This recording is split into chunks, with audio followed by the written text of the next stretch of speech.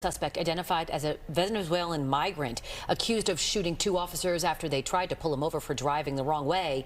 But prosecutors say his criminal activity goes much deeper than this one incident. Fox 5's Jessica Formosa joins us live from East Elmhurst with what he allegedly fessed up to. Jess. Natasha and Teresa, he said a lot, and we're going to get to that in just a second. But as you recall, this suspect came into this country illegally a year ago. He was arraigned on a number of charges, including 2 counts of attempted murder in the first degree. He used to live here at this shelter off Dimars Boulevard, but says he was kicked out. Now, he made a shocking confession to authorities, saying that he is a member of the vicious Venezuelan gang, Tren de Aragua, and that gang is smuggling firearms into migrant shelters.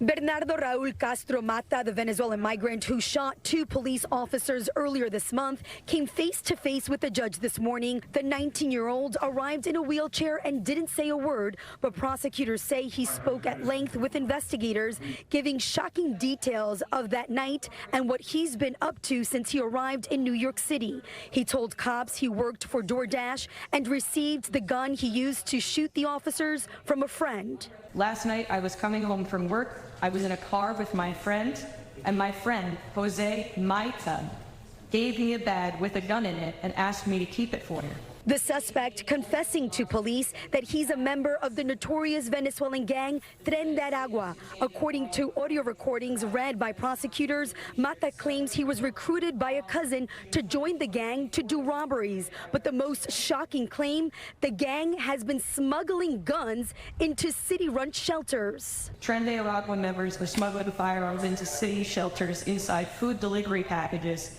That way they'll have to go through the metal detector.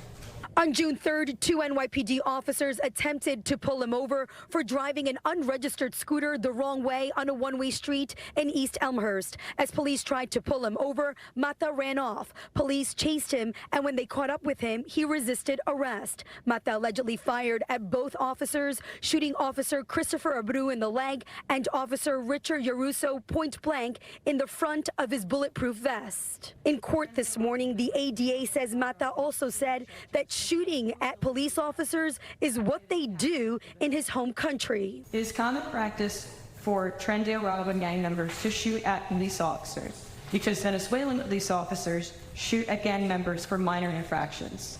Venezuelan police officers get shot often in my home country because criminals feel there is a chance of getting away. He was once again held without bail. This dangerous individual wasn't afraid to shoot a New York City police officer because he thought he was going to get away with it. Not in this country. Now, Mata pleaded not guilty to all of the charges. Now, since he ratted out his gang, his attorney did ask the judge to keep him in protective custody. The judge did grant that request. Now, we did reach out to DoorDash. They just got back to us saying that they have no record of anyone by that name working for DoorDash. That's the latest we have from Elmhurst, Queens. I'm Jessica Formoso, Fox 5 News. Teresa? All right, Jessica, thank you. A pro